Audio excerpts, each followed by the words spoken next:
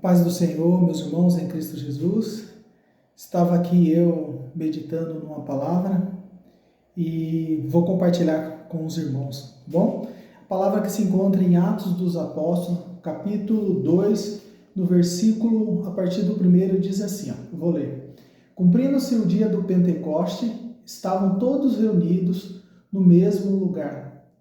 E de repente veio do céu um som como de um vento veemente e impetuoso, encheu toda a casa em que estavam assentados. E foram, no 3, e foram vistos por eles línguas repartidas como que de fogo, as quais pousavam sobre cada um deles. Nós sabemos que esse dia foi o dia do Pentecoste, foi o dia da comemoração do Pentecoste, foi o dia que o Senhor derramou o Espírito Santo sobre os apóstolos, né? Dia notório que ficou registrado nas Escrituras. Mas o dia de Pentecoste nós vamos encontrar lá em Levíticos capítulo 23, versículo 15, que era uma data de comemoração. Pentecoste é o termo para se dizer 50 dias, 50º, né? Era comemorado o Pentecoste. Era a ocasião que os irmãos se reuniam e adoravam a Deus, agradecendo por tudo quanto tinham recebido da parte de Deus, as colheitas, as bem-aventuranças. E em Atos dos Apóstolos, os discípulos já tinham recebido da parte de Jesus, que Jesus ascenderia ao céu e era para eles ficarem reunidos, que seriam revestidos com a presença do Espírito Santo. Então isso nos remete a duas coisas que eu observei. A primeira coisa que eu observei nesse texto é o cumprimento das ordenanças de Deus. Era uma liturgia colocada por Deus lá em Levíticos capítulo 23, 15, que era para se reunir e agradecer a Deus por tudo quanto tinha recebido.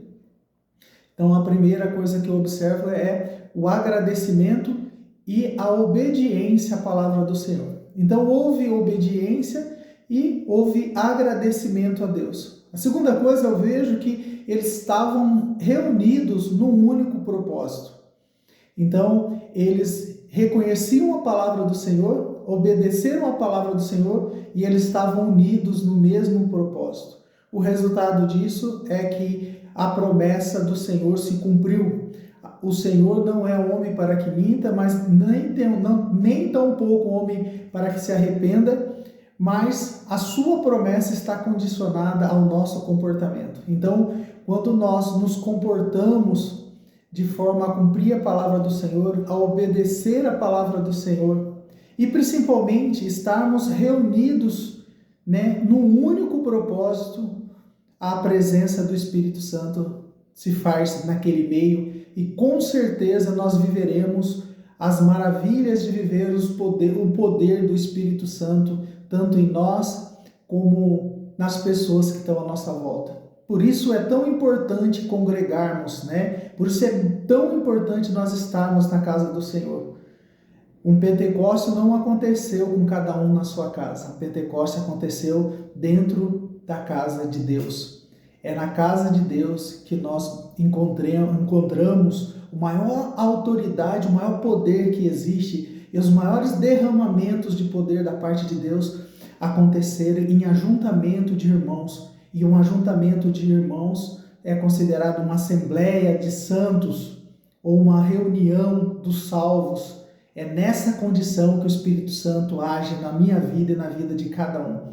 Então, que nós não venhamos abrir mão da casa de Deus, que nós não venhamos abrir mão daquilo que Deus deixou para nós, que é nos reunirmos para glorificar e exaltar aquele que é digno de toda a honra, de toda a glória, de todo louvor. E nós temos que ofertar na casa do Senhor, ofertar salmos, ofertar música, ofertar louvor, ofertar a nossa dedicação, ofertar a nossa obediência à palavra, ofertar o nosso amor ao nosso próximo, ofertarmos tudo aquilo que Deus me deu. Se Deus me deu, eu tenho que repartir.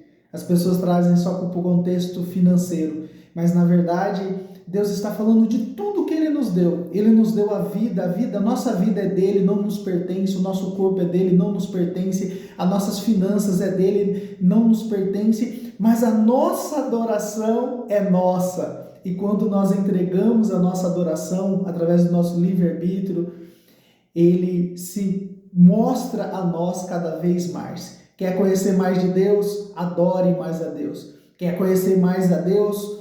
Faça as ordenanças do Senhor. Quer conhecer mais a Deus? Ame seu próximo. Quer conhecer mais a Deus? Seja bênção na vida de uma pessoa. Quer conhecer a Deus? Determina que todos os dias você será bênção na vida de alguém. Bênção na congregação. Bênção na reunião dos salvos. Bênção no trabalho do Senhor. E você, a palavra diz que quando nós amamos a Deus, nós amamos a Jesus, Deus nos ama e se manifesta a nós. Então, que Deus venha se manifestar na vida de cada um que me ouve através dessa palavra. Fiquem com Deus, tenham um dia abençoado e sejam bênção na vida de alguém. Amém, irmãos?